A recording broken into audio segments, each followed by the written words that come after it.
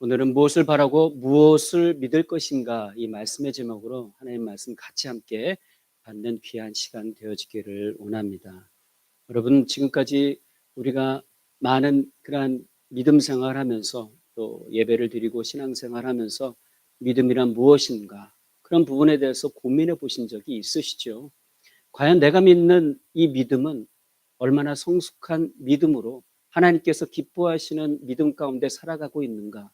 아마 예수님께서 다시 오실 때까지 하나님께서 우리를 부르시기 전까지는 항상 고민하고 되짚어 봐야 할 이 질문인 것 같습니다. 여러분, 믿음에 대해서 깊이 있게 생각해 보신 적이 있으십니까? 예수 믿은 후에 그 다음부터는 교회 생활을 하게 되고 자연스럽게 교회 생활을 하게 됨을 통해서 하나님을 알게 되고 예수님을 알게 되고 또 교회의 신앙의 생활의 모습들을 보고 배움을 통해서 우리는 믿음이란 무엇인가에 대해서 깊이 있게 생각해 본 적은 없는 듯합니다. 왜냐하면 오늘날 교회들이 살아가는 모습들 또 교회들이 세워지는 모습들을 보면 또 교회 안에서 행동하시는 또 신앙생활 하시는 여러분들의 모습들을 보면 믿음에 관한 확실한 기반이 없는 듯 그런 교회들이 많이 있다는 것을 우리는 볼 수 있는데요. 특별히 다른 여러 나라의 인종보다 한국인들이 어찌 보면 이 믿음에 대한 정의나 또 상상을 조금 더 원활하게 유추해 볼 수 있는 것은 아닌가. 그런 가운데 그런 생각이 들었습니다. 왜냐하면 한국인들의 문화, 또 가치관, 또 세계관 이런 세계관이나 문화 속에는 말할 수 없는 말로 표현하기 힘든 그 어떤 것이 우리 한국인들에게 자리 잡고 있기 때문이죠. 여러분 무엇이라고 생각하십니까? 그것은 무속신앙, 샤머니즘은 아닐까라는 생각이 듭니다. 오랜 세월을 지나면서 온갖 외부의 침략과 압박을 받으면서 자연스럽게 자리 잡은 것이 아마도 무속신앙입니다. 왜냐하면 온갖 어려움과 또 고난과 박해 속에서 믿을 만한 어떤 한 신을 붙들고 기도하고 바라는 그런 우리 조상들의 모습들이 우리도 알게 모르게 우리들의 삶 가운데 우리의 가치관 가운데 자리 잡고 있기 때문이죠. 그런데 바로 이런 부분을 통해서 어찌 보면 우리 한민족이 한국인들이 기독교 신앙을 더 빨리 받아들였던 것은 아닌가라는 생각도 해봅니다. 그래서 거부감 없이 빨리 받아들이고 또 거부감 없기 때문에 더 빨리 부응하는 하나님께서 부어주시는 역사를 한국 교회가 경험했던 것 같습니다. 그런데 이런 믿음에 대한 믿음에 바르지 못한 것에 대한 결과들이 나타났는데 결국 그것은 기복주의 신앙으로 나타나게 된 것이죠. 지금도 여전히 어찌 보면 우리들도 이 믿음에 대해서 이런 모습들이 알게 모르게 흔적들이 남아있지는 않을까라는 생각도 또한 듭니다. 여러분 어떻게 생각하십니까? 동서고금을 막론하고 많은 사람들의 눈에 보이지 않는 어떠한 가치적인 것보다는 눈에 보이는 손에 만질 수 있는 당장 눈에 보일 수 있는 그 물질을 더 선호하기 때문에 그래서 사랑이라든가 용서라든가 자유라든가 눈에 보이지 않는 이런 가치보다는 지금 당장 내 삶을 윤활하게 해주고 원활하게 해주는 그 무언가의 눈에 보이는 그 유익 때문에 재물이라든지 권세라든지 권력이라든지 이런 부분 때문에 우리의 마음이 쉽게 흔들리지는 않을까. 예수 믿는 사람이나 예수 믿지 않는 사람들이나 크게 다르지 않는 것 같아요. 오늘날 교회들의 모습들을 보면 성도들의 모임인 교회를 보아도 그렇죠. 사랑, 희락, 화평, 온유, 오래 참음, 절제, 성령의 열매가 얼마나 풍성한지를 중요하게 생각하고 그것을 추구하기보다는 눈에 보이는 어떤 화려한 건물이나 아니면 교인의 숫자가 얼마나 많은지 거기에 대해 더 집중하는 경우들도 많이 있다는 거죠. 그러나 성도 여러분, 우리 믿음의 사람들의 눈에는 무엇이 보여야 합니까? 눈에 보이는 어떤 물질적인 것이 아니라 그것을 넘어서서 온 우주 만물을 만드신 하나님이 우리의 눈에 보여야 합니다.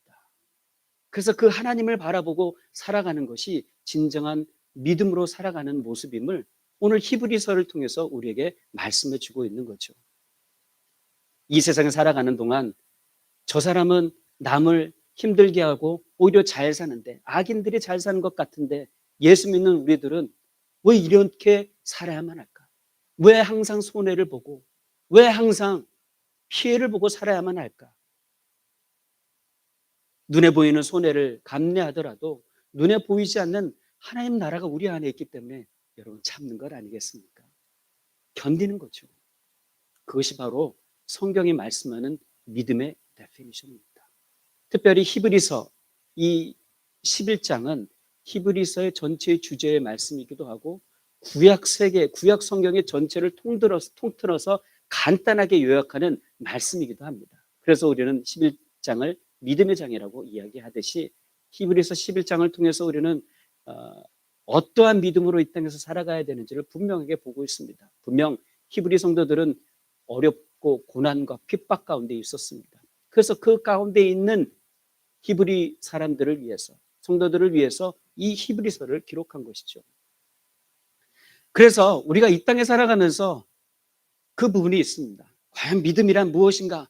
늘 고민하고 스트럭을 해봐야 돼요. 그리고 내가 믿는 믿음은 하나님 앞에서 어떤 믿음인가? 하나님께서 기뻐하시고 좋아하시는 믿음인가? 아니면 내 의미대로 어떤 물질적인 것 때문에 기뻐하고 좋아하는 그런 믿음인가를 우리가 신앙생활하면서 매일 우리들의 삶을 점검해 볼 필요가 있다는 거죠. 여러분, 믿음은요 간단합니다. 믿음은 무엇이냐? 욥 1장 8절에서 11절을 보시면 우리가 믿는 믿음이 어떻게 나타나야 되는지를 분명하게 말씀해 주고 있는데요. 제가 읽어 드릴게요. 여러분 잘 들으십시오. 사단이 여호와께 대답하여 가로되 욥이 어찌 까닭 없이 여호와 하나님을 경외하리이까? 주께서 그와 그 집과 그 모든 소유물을 산울로 두르심이 아니니이까? 주께서 그 손으로 하는 바를 복되게 하사 그 소유물로 땅에 널리게 하셨음이니이다. 이제 주의 손을 펴서 그의 모든 소유물을 치소서. 그리하시면 정녕 대면하여 주를 욕하리이다. 사단이 하나님께 구하는 거죠. 욥이 아주 이 땅에서 평화스럽게 아주 부유하게 살고 있는데 하나님을 경외하는 이유가 무엇이냐? 바로 욥이 가지고 누리는 풍성한 복 때문이라고 사단이 얘기하고 있는 거예요. 그래서 사단이 9절에서 이렇게 말합니다. 하나님께 욥이 어찌 까닭 없이 하나님을 경외하리까? 다시 말하면 까닭이 있기 때문에 하나님을 경외한다는 거예요. 무언가 누리고 있기 때문에 하나님을 높여드린다는 거예요. 그래서 그가 이야기합니다. 욥의 모든 것을 다 뺏어가겠습니다. 하나님 허락해 주세요. 그래도 이 사람이 하나님을 경외하는지 하나님 한번 보시라니까요. 그렇게 얘기하고 있는 거죠. 그래서 우리의 믿음이란 어떤 것이냐? 데피니션이 욥을 통해서 우리가 발견할 수 있어요. 까닭 없는 믿음이 돼야 돼요. 우리가 무속신앙에 젖어서 살다 보니까, 우리가 물질적인 세계를 통해서 살다 보니까요, 어떤 이유가 있어야 그것을 통해서 믿음을 갖게 된다는 생각, 사고방식이 너무 많은 거예요. 요한복음을 통해서 우리가 새벽기도의 설교를 나누죠. 기적도 또한 마찬가지고 표적도 마찬가지예요. 어떠한 무언가가 있어야만이 믿을 수 있게 된다. 그래서 예수님께 표적을 구하지 않습니까? 그러나 그런 것은 바른 믿음이 아니라고 분명하게 말씀하고 있어요. 우리는 되게 이런저런 기대를 가지고 살죠. 또한 기도도 합니다. 삶의 지침 가운데 하나님을 향한 귀한 믿음을 달라고 고백을 합니다. 여러분, 사탄이 노리는 믿음이 바로 이런 믿음이에요. 이런 믿음을 가지는 것을 원하는 거예요. 어떤 대가성, 어떤 바라는 것, 어떤 손에 주어지면 내가 믿겠다고 말하는 그 믿음이죠. 우리가 신앙생활을 오래 하다 보면 이런 믿음에 자칫 잘못하면 나도 젖어들 수가 있다는 겁니다. 그래서 조심해야 돼요. 그래서 다시 go back to basic, 다시 기본으로 돌아가서 예수님께서 무엇을 말씀하시는가를 바라볼 수 있어야 된다는 거죠. 사탄은요, 더 많이 구하게 합니다. 또 더 많이 누리게 하여서 하나님을 하나님으로 되지 못하게 생각하게 하고 보지 못하게 하는 거예요. 하나님을 어떠한 밴딩 머신으로 만들어버리는 거죠. 그것이 여러분, 사탄이 오늘날 성도들을 미혹하는 전략입니다. 정말 중요한 거예요. 내가 필요할 때, 내가 아플 때, 일이 풀리지 않을 때 하나님을 동원하는 거죠. 욥기는 우리에게 아주 중요한 말씀을 던져주는데요. 하나님을 경외하는 까닭이 있다면 그것은 하나님보다 그 까닭을 더 사랑하는 것이다라고 욥기를 통해서 우리는 배우게 되는 거예요. 여러분 어떠십니까? 여러분 무엇을 사랑하십니까? 어떤 믿음으로 살아가시는지요? 내 믿음은 하나님 앞에서 참된 믿음인가? 하나님께서 기뻐하시는 믿음인가? 예수님은 병자를 치유하실 때 그들의 믿음을 보셨잖아요. 이런 상황을 보면 믿음이라는 것이 무엇을 얻거나 구할 때 필요한 것처럼 여겨집니다. 네, 맞아요. 이 믿음이란 구하는 것이고 하나님이 확실히 인도해 주실 것을 믿는 것이 믿음입니다. 그런데 이런 믿음에 만약에 머무르기 시작한다면 바른 믿음은 될 수 없습니다.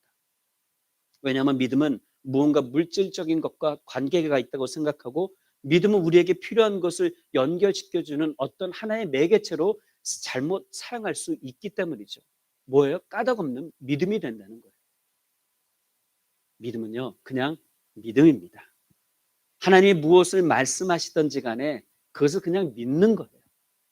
그것이 믿음이죠. 우리가 하나님의 형상대로 창조되었고 하나님의 자녀며 또 하나님이 그 자녀를 사랑하심을 믿는 거죠. 마치 자연스럽게 나는 내 부모다 말하지 않아도 부모라는 것을 아는 것처럼 그것이 믿음입니다. 그것이 바로 하나님이 원하시는 믿음이고 그것이 성경이 우리에게 말씀하고 있는 믿음이고 까닭 없는 믿음이 되는 거죠. 이 까닭 없는 믿음이 오늘날 우리 세대에 필요한 믿음입니다. 믿음이란 하나님이 자신을 나타내시고 나타내신 하나님께 반응하는 것입니다. 그래서 믿음은 그냥 믿는 거예요.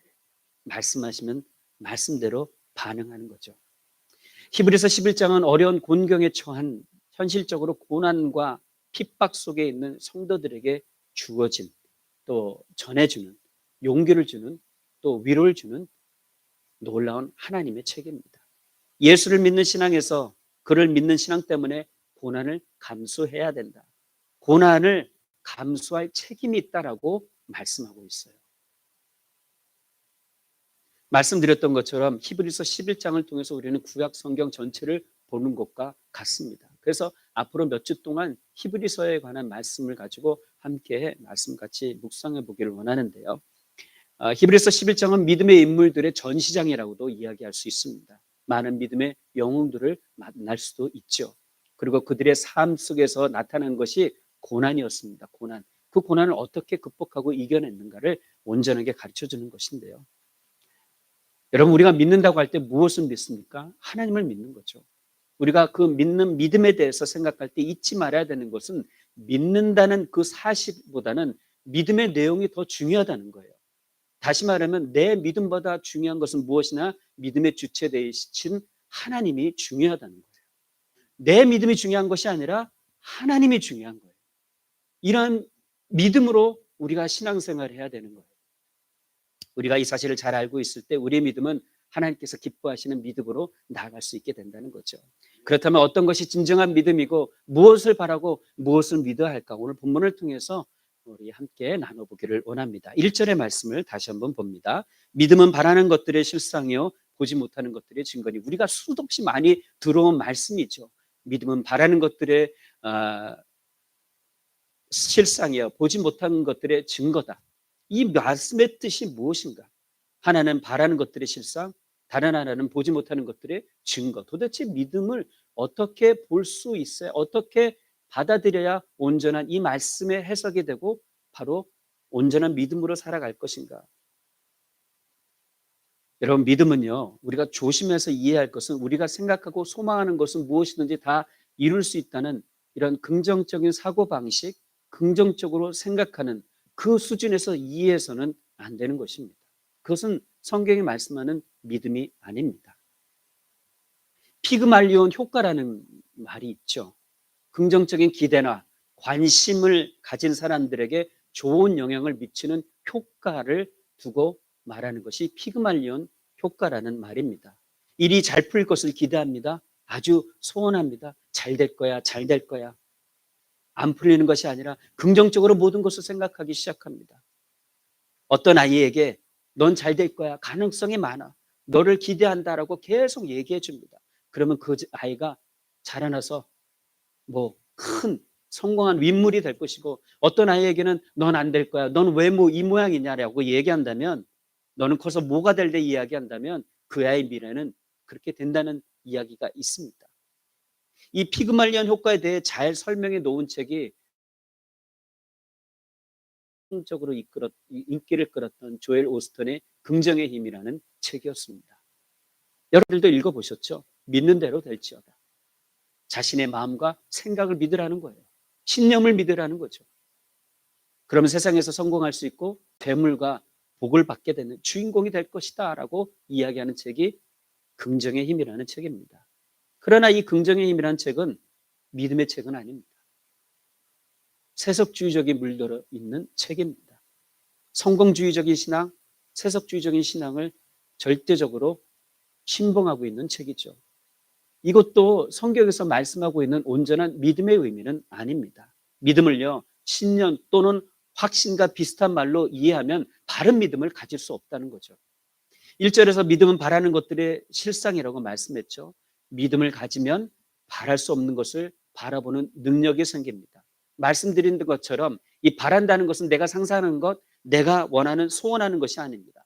참 믿음은 하나님으로부터 온 것을 바란다는 것을 의미하죠. 말씀으로부터 온 것을 소원하고 말씀으로부터 온 것을 기대하는 것, 그것이 바로 바른 믿음, 참된 믿음이라고 이야기하고 있습니다. 주여 믿습니다 하면서 내가 원하는 것을 다 구하고 생각하고 바라고, 그것이 참된 믿음이 아니라 하나님의 말씀하신 약속으로 주신 그 말씀을, 예수 그리스도 안에서 그 말씀을 바라보고 소망하는 것, 그것이 진정한 믿음이라는 것을 우리에게 말씀하고 있어요. 여러분, 우리가 이 세상에서 이루고 싶은 것을 바라는 것이 아니라 하나님 아버지께서 주시겠다고 약속하신 것을 바라는 것이 참된 믿음이라는 것이죠. 믿음은 바라는 것들의 실상, 천지를 창조하신 아버지 하나님께서 약속하셨기 때문에 그 약속을 믿는 것이기 때문에 실제로 일어난 것과 같은 것이다, 그것을 의미하는 말씀입니다. 내가 원하는 게 있고 내 마음판에 그 그림을 다 그려놓고 날마다 거울을 보면서 나는 이렇게 될 거야, 나는 아름답게 될 거야, 나는 잘생겨질 거야, 아무리 얘기해 보십시오. 아무리 신념을 강화시키도록 어떤 짓을 하더라도 반드시 나는 이뻐질 거야, 잘생겨질 거야 한다고 한들 그것이 잘생겨지겠습니까? 이뻐지겠습니까? 오히려 실망과 좌절뿐이겠죠. 사탄이 이 부분을 노리는 거예요. 내가 잔뜩 바라게 많은 것을 누릴 수 있도록 환경을 만들어 갑니다. 사람을 이끌어 갑니다. 그래서 그것에서 어떤 기대를 갖게 만듭니다. 아, 대박 나겠구나, 성공하겠구나. 근데 정작 그렇게 되지 않을 때 갖게 되는 결과는 무엇입니까? 절망과 좌절이죠. 하나님 왜 이렇게 하시는가? 하나님 분명히 주신다고 말씀하셨는데 왜 안 주십니까? 이렇게 나가는 거죠. 이런 믿음을 가지면 바른 믿음이 되지 못합니다. 내가 원하는 것, 내 소원과는 전혀 다른 것이 믿음입니다.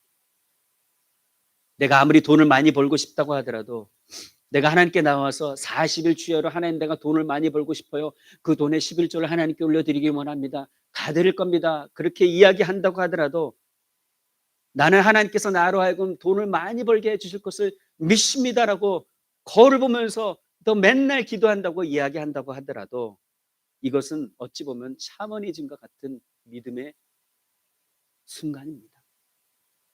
무속신앙 같은 순간이죠. 거울을 보면서, 하늘을 보면서, 달을 보면서 물을 떠놓고 비나이다 비나이다, 신령 있게 비나이다 하는 것과 똑같다는 거예요. 내 정성이 들어가야 그 신이 마음에 움직인다고 얘기하잖아요. 불교도 마찬가지고 모든 종교들이 다 그래요. 내 정성이 들어가야 신의 마음을 움직일 수 있다. 그래서 내가 신으로부터 뭔가를 받아낼 수 있다. 그것이 믿음으로 착각하고 있다는 거죠. 마치 하나님을 하인처럼 부리는 거죠. 내가 필요할 때, 내가 원할 때 주셔야만 한다는 거죠. 그러면서 하나님을 협박하기도 하잖아요. 이거 안 들어주시면 나 교회 떠날 겁니다, 하나님. 하나님 이거 안 주시면 알아서 하세요. 그 가운데 하나님의 약속이 있습니까? 약속이 없는 거예요. 그거는 바라는 대상이 아닙니다. 히브리서 10장 36절에 이렇게 말씀합니다. 너에게 인내가 필요하면 너희가 하나님의 뜻을 행한 후에 약속하신 것을 받기 위함이라. 11장 1절에 바라는 것은 우리가 임의대로 이루고 싶은 것들을 말하는 게 아니라 하나님께서 나에게 주시겠다고 약속하신 그것을 바라는 거예요. 히브리서 고난과 핍박 가운데 믿음을 지킨 사람들을 위해서 쓴 글입니다. 성경입니다. 하나님의 말씀입니다. 그렇다면 그 말씀을 받는 대상이 누구입니까? 어렵고 죽을 것 같은 환경이 있는 사람들이에요. 그 사람들이 어떤 것을 바라야 됩니까? 하나님께서 약속하신 약속의 말씀 무엇이냐? 이 땅의 생의 삶이 전부가 아니라는 거죠. 예수 믿는 우리들은 갈 곳이 있다는 거예요. 천국이라는 거죠. 하나님의 나라라는 것이죠. 하나님께서 약속하신 바라는 것의 데피니션이 바로 이것입니다. 우리는 이 땅의 삶이 전부가 아니라 우리는 하늘나라에 간 하나님의 사람들입니다. 그래서 하늘나라를 우리에게 부어주셨는데, 천국을 우리에게 부어주셨는데 그 천국에 대한 약속의 말씀을 갖고 살아가야 되는 것, 그것이 믿음은 바라는 것들의 실상이요라고 말씀하고 있는 거예요.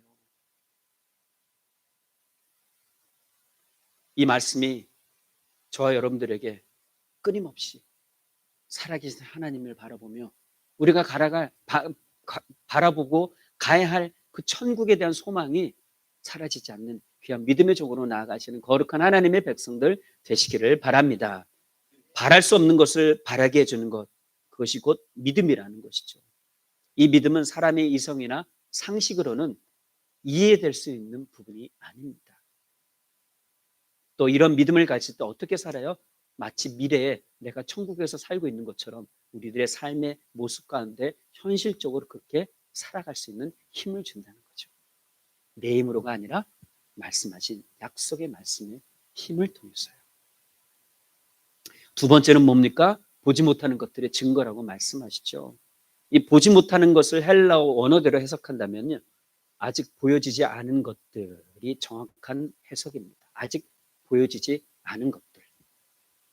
즉 이것은 이루어지지 않은 미래에 대한 믿음을 의미하는 건데요.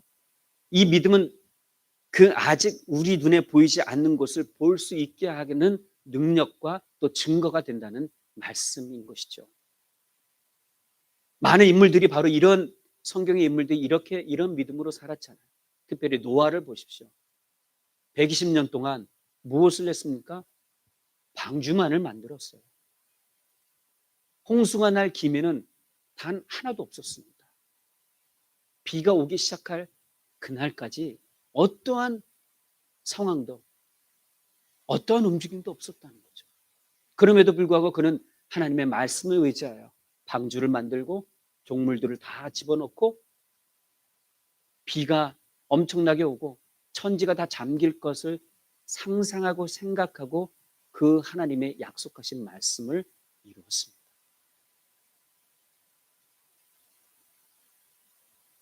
하나님께서 말씀하신 것이 그대로 이루어질 것이라고 그가 믿고 있었던 거죠. 그것이 바로 보지 못하는 것들의 증거가 된다는 것을 인물들은 우리에게 분명히 말씀하고 있는 거죠. 아브라함은 어떻습니까? 미지의 땅을 떠났잖아요. 그냥 떠나라고 말씀하신 그 하나님의 명령 앞에 토를 달지 않았어요. 놀라운 거죠. 놀라운 믿음이죠. 그냥 떠났어요. 하나님께서 말씀하시니 내가 너에게 큰 것을 허락해 줄 것이다. 큰 것을 줄 것이다. 창대하게 해줄 것이다. 말씀하셨더니 믿었어요. 그리고 떠난 겁니다. 눈에 지금 보이지 않지만, 육적인 눈으로 볼 수도 없지만 다른 눈으로 그 약속하신 약속의 말씀을 본 것이에요. 분명히 존재했는데 눈에 보이지 않는다고 해서 여러분 그 존재해 있는 것이 없는 것은 아니잖아요. 우리 눈은 이렇게 여러분들을 보겠지만 여러분들 안에 있는 세포가 보입니까? 안 보여요. 그렇다고 세포가 없는 것은 아니잖아요. 눈에 안 보인다고 없는 것이 아닙니다. 현미경으로 들여다보면 모든 세포가 있어요. 그렇다면 이처럼 믿음으로 사는 사람은 믿지 않는 사람이 볼 수 없는 현존에 있는 영원한 천국과 미래가 보이는 거죠. 그래서 믿지 않는 사람과의 삶이 다른 것을 바로 여기서 우리가 발견해낼 수 있는 거죠. 천국의 소망을 갖고 사는 사람들. 분명 뭔가 다른, 저와 여러분들은 그런 다른 하나님의 은혜를 경험하고 사는 사람들입니다. 여러분 감사하지 않을 수가 없는 거죠. 그렇죠? 이런 믿음으로 믿고 하나님의 그 사역에 동참할 수 있다는 이 사실이 얼마나 마음에 흥분이 되고 얼마나 감사할 일이 되겠습니까? 고린도전서 2장 14절에 이렇게 말씀합니다. 육에 속한 사람은 하나님의 성령의 일을 받지 아니하나니 저에게는 미련하게 보이며 또 깨닫지도 못하나니 이는 이런 일은 영적으로라야 분별함이니라. 미련한 사람을 누구라고 말씀합니까? 육적인 사람이라고 말씀하죠. 그러나 영적인 사람은 그것을 볼 수 있다고 말씀합니다. 왜냐하면 우리 안에 예수님이 계시고 또 성령님께서 우리를 도우시고 하나님의 말씀이 우리 안에 있기 때문에.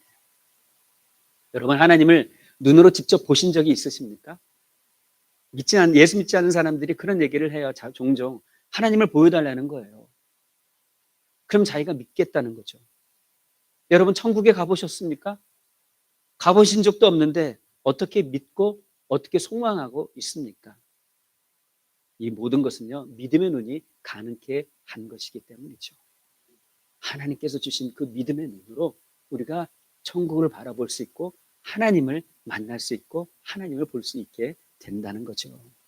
믿음의 눈은 마음의 눈입니다. 그것은 육신의 눈으로는 절대로 볼 수 없는 거죠. 이 믿음은요, 이성과 상식을 넘어섭니다. 물리적인 것, 육체적인 것을 넘어서고 현실에 얽매이는 모든 것을 뛰어넘게 합니다. 그래서 믿음의 선진들이 죽음의 위협 앞에서도 믿음을 잃지 않고 하나님을 바라보며 기쁘게 살아갔던 거예요. 심지어는 자기 자녀들이 사자의 밥이 된다고 할지라도, 육신의 삶이 끝난다고 할지라도, 잡아먹힌다고 할지라도, 왜냐하면 갈 곳이 있기 때문에 그것을 믿음의 눈으로 바라보았기 때문에 두려워하지 않았습니다. 걱정하지 않았어요. 사단이 육신의 모든 것을 빼앗아 갈지라도 영은 빼앗아 갈 수 없다. 하나님께서 내게 주신 영원한 생명은 빼앗아 갈 수 없다. 그런 믿음으로 고백했던 거죠. 그래서 2절에 이렇게 말씀합니다. 선진들이 이로써 증거를 얻었다. 그들의 삶을 통해서 그 증거를 얻었다고 말씀하고 있는 거죠. 이 증거는 법적 증거입니다. 확실하다는 것을 의미하는데요. 우리 믿음의 선진들은 세상의 방법대로 합리적인 것을 추구하지 않았습니다. 자기 주관이나 자기 철학대로 살아가지 않았습니다. 하나님의 말씀에 뿌리를 두고 살았습니다. 그 말씀이 전부처럼 살았던 거죠. 세상 사람들과는 반대로 살았습니다. 합리적이고 이성적인 것이 어찌 보면 멋있어 보이고 그것이 똑똑한 것처럼 보일지라도 세상 사람들은 자기 멋대로 사는 거예요. 자기 마음대로 누리고 살아가는 거죠. 그러나 예수 믿는 우리들은 어떻습니까? 결론적으로 그들의 결말은 어떤 것인지를 우리가 너무나 잘 알고 있는 거예요. 결국 우리는 절망과 허무, 좌절에서 벗어날 수 있는 귀한 인생으로 살아가고 있다는 것을 깨닫게 되는 거죠. 히브리서 11장에는 믿음이라는 단어, 이 단어 외에 또 다른 단어가 많이 등장하는데요. 바로 증거라는 단어입니다. 믿음과 증거. 바울과 야고보가 생각나시죠? 그렇죠? 믿음, 행함. 믿음은 반드시 증거가 있어야 된다는 거죠. 이 증거가 있다는 것은요, 여러분, 우리가 눈에 보이지 않는 하나님이 계시잖아요. 그런데 하나님을 잠깐 옆에다 두고 이 땅에서 살아갈 때 우리가 눈에 볼 수 있는 여러 가지 열매들이 나타나잖아요. 그렇죠? 믿음은 반드시 열매로 나타난다는 거예요. 여러분들이 인정하든 인정하지 않든 말씀하신 그 말씀에 순종하며 살아가면 반드시 열매가 있다는 겁니다. 그것은 성령의 열매죠. 이것을 볼 때 믿음에는 반드시 증거가 따른다는 사실을 깨닫게 되죠. 믿음은 보이지 않지만 반드시 그 어떤 것으로 눈에 보이게 나타나는 거죠. 그래서 믿음의 선진들은 그들의 믿음이 가짜가 아니라는 사실을, 그리고 진리이신 하나님을 믿었다는 사실을 그들의 삶으로 보여주었던 거죠. 이것이 그 믿음에 대한 증거가 되고 하나님에 대한 확신이 있었다는 증거가 되는 것이죠. 어떻게 믿음의 선진들처럼 하나님에 대한 확고한 믿음을 우리가 가지고 살아갈 수 있을까? 그것은요, 내가 신뢰하고 붙잡을 수 있는 것들을 내려놓을 때 진짜 신뢰할 수 있는 하나님이 보이기 시작하는 거예요. 내가 가지고 있는 자존심, 이고, 이런 것들을 내려놓기 시작할 때에 하나님의 보이기 시작하는 거예요. 성경은 우리에게 말씀하고 있습니다. 다 내려놔라. 우리 믿음의 선진들이 다 이야기하고 있습니다. 내려놓으라는 것은 무슨 의미입니까? 십자가에 내 자신을 날마다 못 박고 예수 그리스도를 따라가라는 거잖아요. 그리고 세 번째로는요, 믿음은 하나님의 선물이라는 것이죠. 3절에 보시면 믿음으로 모든 세계가 하나님의 말씀으로 지어진 줄을 우리가 아나니 보이는 것은 나타난 것으로 말미암아 된 것이 아니니라. 사람들의 모습을 여러분 상상해 보십시오. 생각하는 것보다 죄잖아요. 그렇죠? 우리가 보기에 죄에 대해서 등급을 자꾸 매기잖아요. 남에게 거짓말하는 것은 작은 죄, 살인하는 것은 큰 죄. 근데 하나님 보시기에 이 죄는 똑같아요. 크고 작은 것이 없습니다. 죄는 죄. 그래서 내가 조그만 죄는 져도 괜찮고 큰 죄는 저지르면 안 된다. 이것은 아니에요.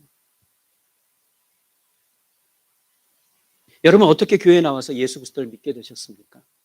어떻게 믿게 되셨어요? 내가 믿어야지 해서 믿어지셨습니까?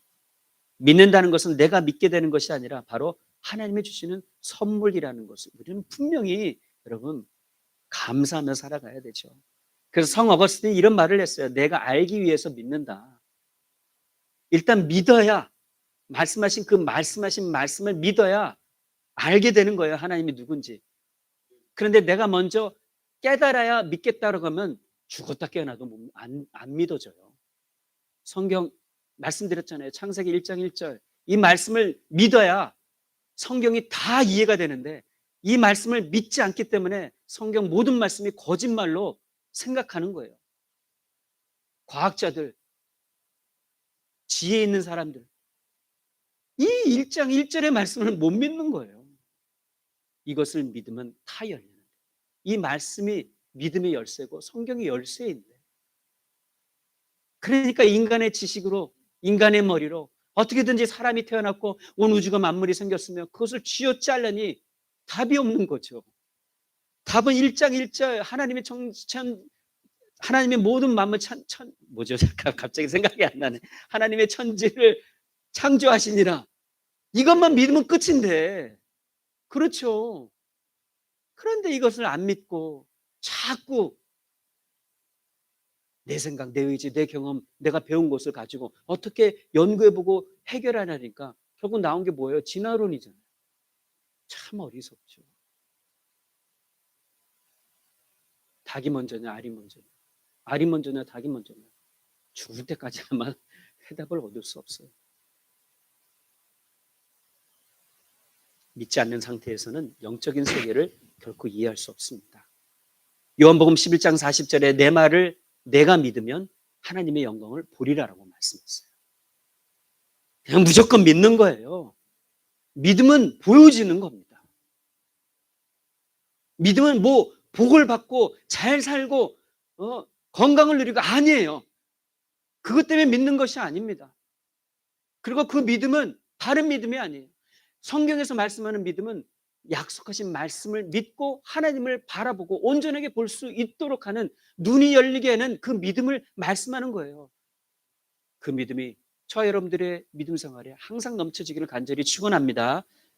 에베소서 2장 8절 9절이 이렇게 말씀합니다. 너희가 그 은혜를 인하여 믿음으로 말미암아 구원을 얻었나니 이것이 너희에게서 난 것이 아니요 하나님의 선물이라. 행위에서 난 것이 아니 누구든지 자랑치 못하게 함이니라. 하나님의 선물입니다. 예수 믿는 것 하나님의 선물입니다. 어머니가 밥을 차려준 밥을 먹고 안 먹고는 아이의 선택에 달려있지만 어머니가 만약에 아이의 밥을 차려주지 않았다면 이 아이는 밥을 먹고 안 먹고 선택할 여지조차 없다는 거예요. 그렇죠? 내가 어떤 정성을 들여서 믿음의 공이 쌓아지고 더 커지는 것이 아니라 내가 어떤 일을 행하여서 믿음이 좋아지는 것이 아니라 전적인 믿음은 하나님이 주시는 선물이라는 것. 내가 가지고 싶다고 해서 가질 수 없는 것이라는 거죠. 그래서 믿음으로 모든 세계가 하나님의 말씀으로 지어진 줄을 아나니 보이는 것은 나타나는 것으로 말미암은 것이 아니니라. 이 모든 세계를 하나님께서 말씀으로 지으셨습니다. 이 온 우주 세계는 하나님의 역사하심으로 창조되었고 지금도 하나님의 운행하심으로 움직이고 있습니다. 모든 것이 창조된 것, 우연히 창조된 것도 아니고 진화된 것도 아닌 것이죠. 하나님께서 지으셨습니다. 믿어야죠. 그 믿음에 어떤 철학이나 사상이나 지식이나 에 대해서도 안 될 것입니다. 시편 33편 6절 9절에 이렇게 말씀합니다. 33편 6절에서 9절입니다. 여호와의 말씀으로 하늘이 지음이 되었으며 그 만상이 그 입 기운으로 이루었도다. 저가 바닷물을 모아 무더기같이 쌓으시며 깊은 물을 곳간에 두시도다. 온 땅은 여호와를 두려워하며 세계의 모든 거민은 그를 경외할지어다. 저가 말씀하시며 이루었으며 명하시며 견고히 섰도다. 아멘. 이 말씀은 우리의 이성이나 어떠한 상식 경험이 아닌 믿음으로 알게 되는 진리의 말씀이죠. 저는 얼마나 감사한지 모르겠습니다. 이 말씀이 선포되어지는 것을 여러분들이 아멘으로 화답하시는 것이 아무나 할 수 있는 것이 아니에요. 하나님이 주신 은혜입니다. 그 은혜를 우리가 받고 살아가고 있습니다. 이런 영적인 눈을 보게 할 수 있는 하나님의 은혜, 그 은혜가 참 믿음의 시작점입니다.